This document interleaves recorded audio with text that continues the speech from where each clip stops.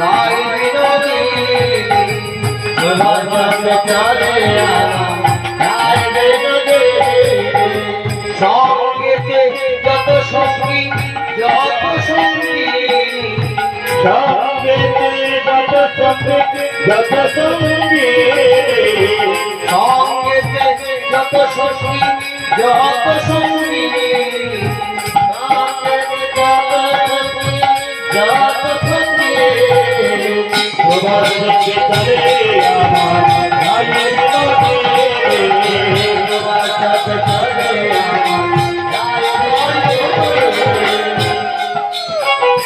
দাঁড়িয়ে গেছে তোমরা কারা?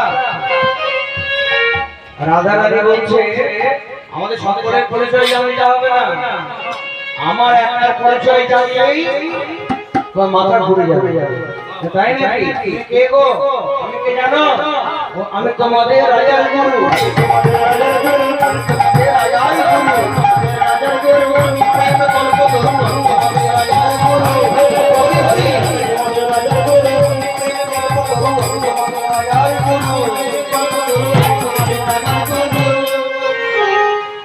আমি শেষ আমি শুরু, আমি প্রেম কল্পতরু। আমাদের রাজা আর গুরুদেব একজন মহিলা, যাও যাও যাও সবাই প্রবেশ করে গেলে যজ্ঞ শুরু হবে। যজ্ঞের পুরোহিত ব্রহ্মা, এদিকে যজ্ঞ শুরু হওয়ার আগে দুজন মায়ের ঝগড়া লেগে গেছে। দেবকী মা আগে এসে গিয়েছিলেন, যশোদা মা প্রবেশ করেছে, আর দুজনই ঝগড়া। কৃষ্ণকে দেখে দুজনেই বলছে আমার ছেলে। মা দুর্গা এলেন, মা দুর্গা এসে বললেন গোপালের মা পরীক্ষা 100টা কাপড় পর পর পর পর ধরা হবে, একদিকে দাঁড়াবে মা আর 100 কাপড়ের শেষে দাঁড়াবে কৃষ্ণ।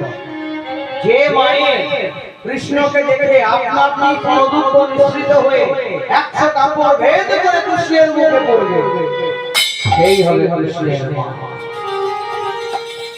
অহংকার করে দেবতা গিয়ে দাঁড়ালো, মা দুর্গা ইশারা করলো, মা দেবতাকে 100 কাপড় নতুন বিয়ে হলো না। এরপরে যে যশোদা মা গিয়ে দাঁড়ালো, কৃষ্ণকে দেখা মাত্র বাৎসল্য প্রেমে গদগদ হয়ে মা যশোদা স্তনক্ষীর নির্গত হয়ে 100 কাপড় ভেদ করে গিয়ে কৃষ্ণের মুখে পড়ল।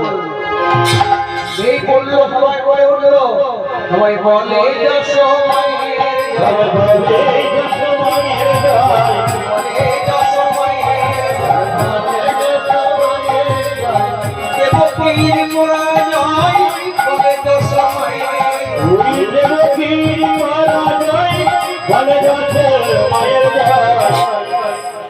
এবার যজ্ঞ শুরু হবে।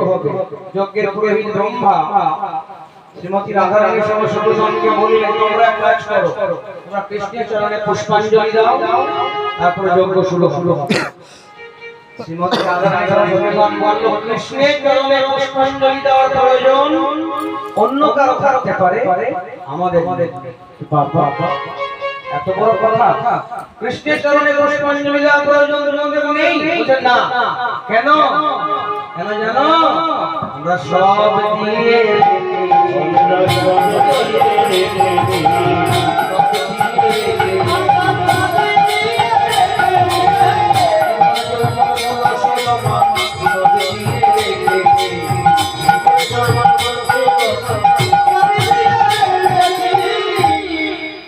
ব্রহ্মা বলছে সবকে দিয়ে দিলে কবে দেওয়া হলো?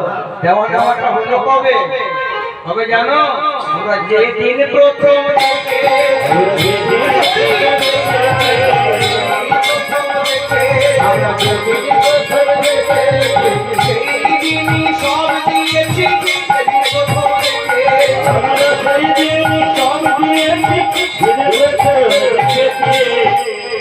প্রথম দর্শনেই আমরা সর্বহারা হয়ে সব দিয়ে দিয়েছি। ব্রহ্মা বলল কৃষ্ণের চরণে যে সব দেয় কৃষ্ণের সমান হয়, পরীক্ষা হবে। দাড়ি পাল্লা আনা হলো, ইন্দ্রের সরোবর থেকে ফুল নিয়ে আসা হলো হনুমানকে দিয়ে, দাড়ি পাল্লার এক জায়গায় ফুল চাপানো হলো, চেপে দেখা যদি সমান হয় তাহলে কৃষ্ণের চরণে সব দিয়েছি। শ্রীমতী রাধা রানী বলল শোনো, যারা পরীক্ষা দেয় তাকে বলে পরীক্ষার্থী, আর যে পরীক্ষা নেয় তাকে বলে পরীক্ষক। পরীক্ষক হতে গেলে যোগ্যতা অর্জন করতে হয়। তোমরা দেবতারা আগে থেকে দেখাও কে কোন জায়গায় আছে দেখি, তারপর আমরা পরীক্ষা দেব। বেশ, ব্রহ্মা অহংকার হয়ে গিয়ে যেই পাল্লায় চেপেছে, পাল্লা নেমে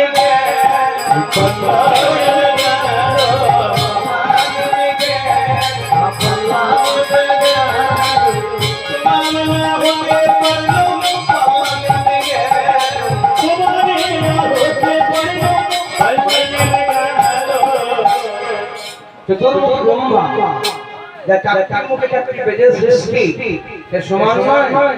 কৃষ্ণ এগিয়ে এলো, বলছে সমান কি করে হবে? ও যা বলছে শোনাও পা।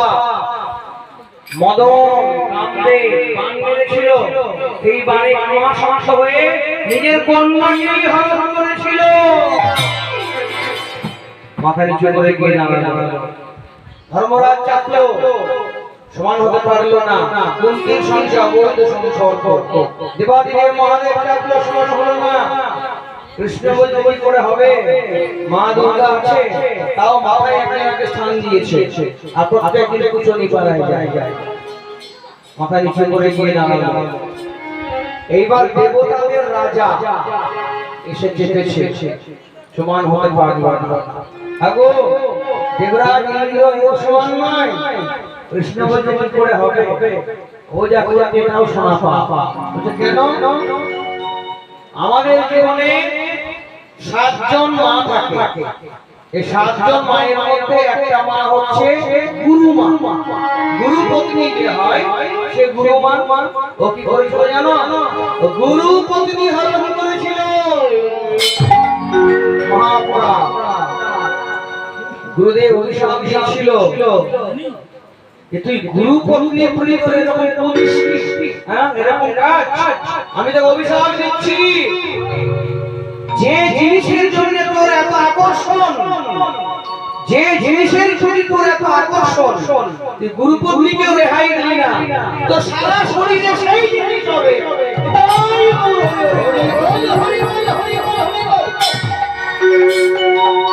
সারা শরীরে তোর সহস্র ভব, 1000টা সারা শরীরে ওই জিনিস হয়েছে। সমস্ত দেবতারা হাত এসে গৌতম মুনির কাছে বলল, উনি যে আমাদের দেবতাদের রাজা, তাহলে দেবতাদের রাজা হয়ে তার শরীরে যদি ওই চিহ্ন থাকে সারা শরীরে, কি বলবে স্বর্গ অনন্ত পাতালের লোক? আপনি একটা ব্যবস্থা করে দিন। তখন আমি গর্ববোধ সম্বরণ করে বলল, বেশ, তোর সহস্র ভক্ত থেকে পরিবর্তন হয়ে যা সহস্র লোচন। তাই ইন্দ্রিয় সারা গায়ে 1000টা চোখ। ও সহজ হতে পারলো না। এবার কেউ যখন পারলো না, যেই শ্রীমতী রাধা রানী সহ সখীগণ চাপলো, এবার পাল্লা সমান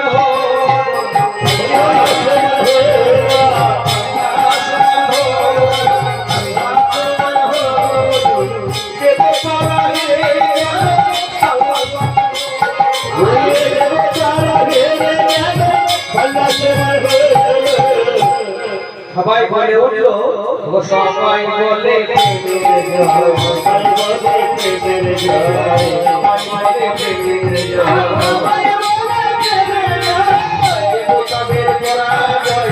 সবাই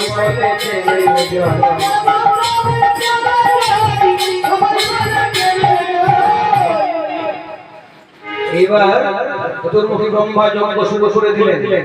যজ্ঞ শেষের দিকে সকলের সেবা, সবাই বসে বসেছে। ভগবান কৃষ্ণ গলবস্ত্র দিয়ে জড়হাত করে যে